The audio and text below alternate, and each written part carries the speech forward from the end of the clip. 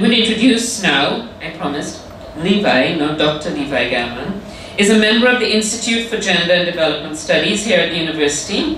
He's also part of the UWI's Geography Department. His background includes experience in the areas of substance abuse, counseling, children's support services, community organizing with migrant workers, and human rights observation. His current research finds him spending a lot of time in Mexico, where he's learning about decolonization, autonomous education, and Zapatistas, which is women's revolutionary law. Welcome. Everyone, thank you for coming tonight.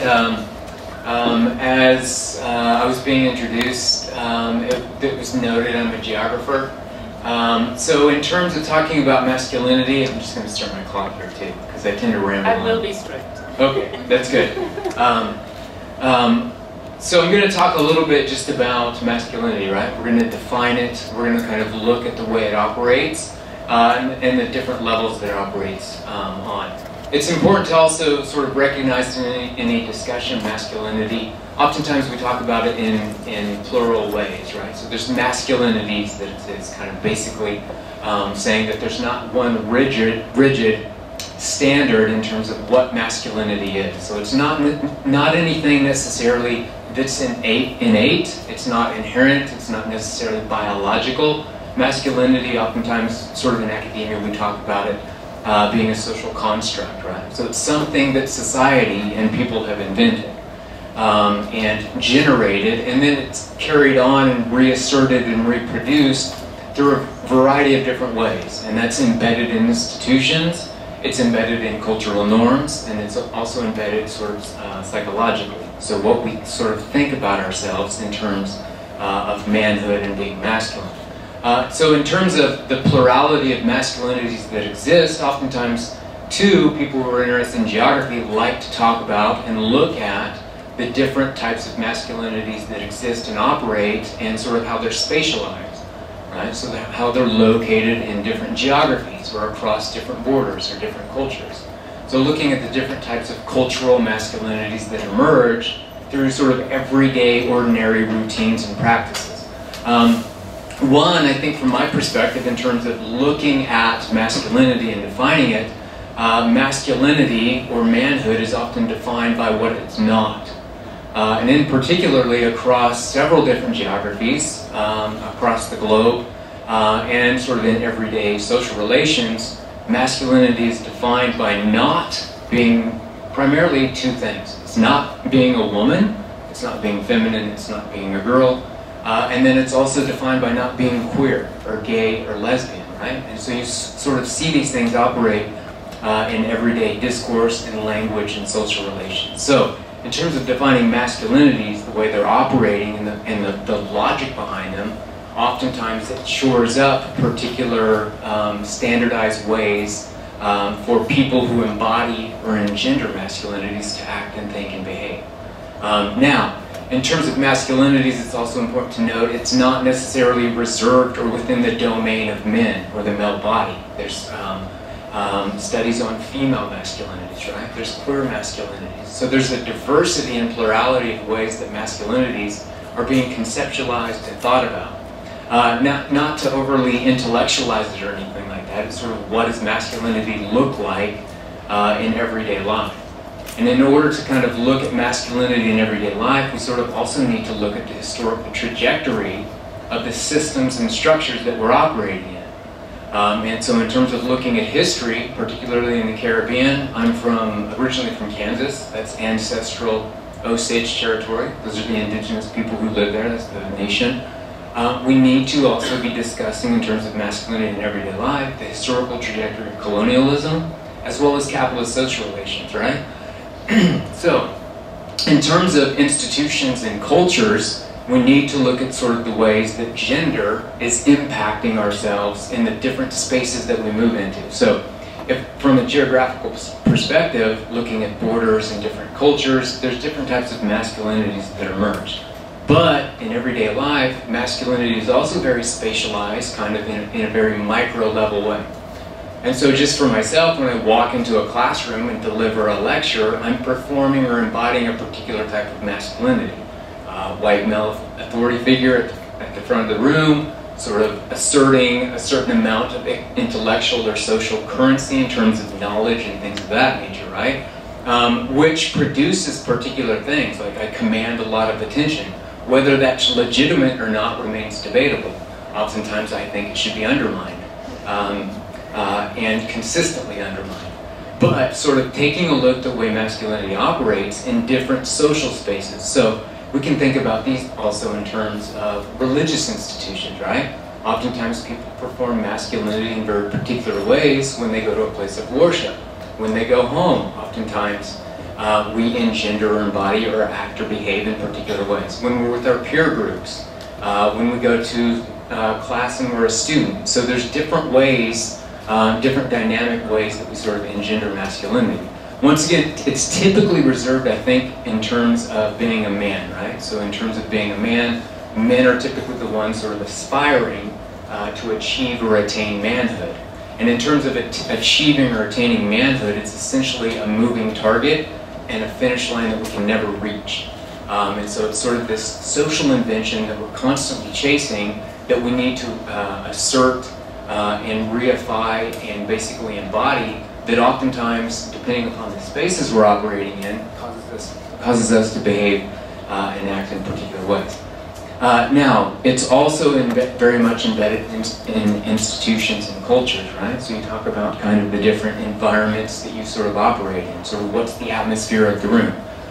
There's basically very masculinist cultures in terms of corporations, right? So in terms of looking at capital social relations, it's very masculinist. Now, in terms of talking about masculinist in corporations, in government, in military, in army, or even media, and even education systems, we need to talk about what is being masculist entail, sort of what characteristics are involved in that. Oftentimes it's associated with asserting dominance, it's associated with asserting power, and it's also asserted with basically struggles for control. Now, in terms of looking at masculinist social relations and power and control and dominance, as well as the historical trajectory of colonialism and capitalism, what that creates or what emerges from that is basically different sort of senses of entitlement that men often have in terms of asserting power and control, or maintaining power and control. So that's sort of, in terms of thinking about masculinities, what are the ways in which that we're sort of operating in everyday life as we move into different social spaces, but also how is that enmeshed and connected to the historical trajectory of colonialism, and how is that mediated by the way sort of the political economy that we exist in, right? So in terms of chasing a wage, oftentimes men sort of feel disempowered if they're not able to kind of be the breadwinner or the protector of the family, right? So if we're not able to assert dominance or sort of exact control in particular ways, that creates a little instability.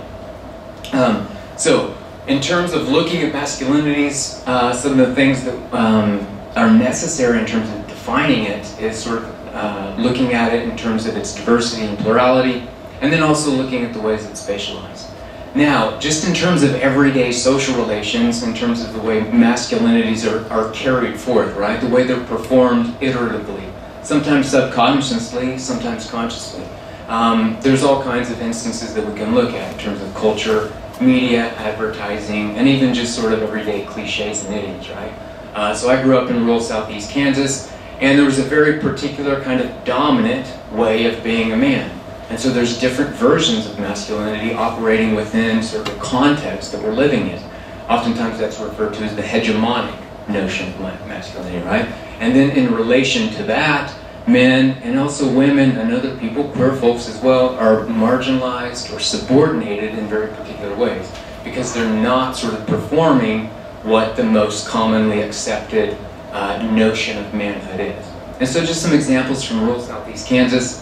Like we grew up on a farm, predominantly 99% of my rural community was white settlers, and so basically a lot of our masculinity was contingent upon race, right? And so just our everyday discourses, we would sort of have racial epithets for people who were racialized, right? They could never attain the type of masculinity that we had based upon discourse, just based upon the language we used, right? And so we would make fun of them, we would have basically negative stereotypes, and it was a way for us to regulate and administer control over other bodies just through language. So very subtle, very ordinary in the ways that we sort of were talking about masculinity. Now, that's sort of the racial component. There's also an intersection with also class, right? And so a lot of the guys that I grew up around were working class, and so we kind of looked at even sort of the class relations in terms of men who were making more money than us. Well, we sort of asserted our dominance, our notion of manhood, by basically saying, well, we sort of work with our hands. And so those guys who sort of make more money and work in office jobs, they're more like, once again, let's define manhood by what it's not. They're more like women. They have office jobs, right? They have soft hands, they don't have calluses. So basically, finding a derogatory way to basically associate womanhood or femininity onto those bodies that weren't ours, so we could sort of maintain our sense of control and entitlement. Now, that's sort of the class politics of it. So in terms of the other intersections, we were very much concerned with sexuality as well, right? So just in terms of playing football, growing up in rural Southeast Kansas. And I'm just using myself, I'm kind of putting myself under the microscope here. For everyone, like geographers are particularly interested too in local politics of masculinity. So you can kind of think about those as I'm sort of rambling on about my stories. Speaking of rambling on. Okay. You wind up. Okay. The one thing I want to sort of wrap up on is sort of the intersectional analysis of the way masculinity operates. The last thing that I was sort of talking about was the very subtle ways that language is used. And so in mentioning sexuality, it was very important also kind of growing up where I was for men to be heterosexual, right? And so then we would also have negative epithets that we would cast onto people who weren't basically man enough in sort of very derogatory ways.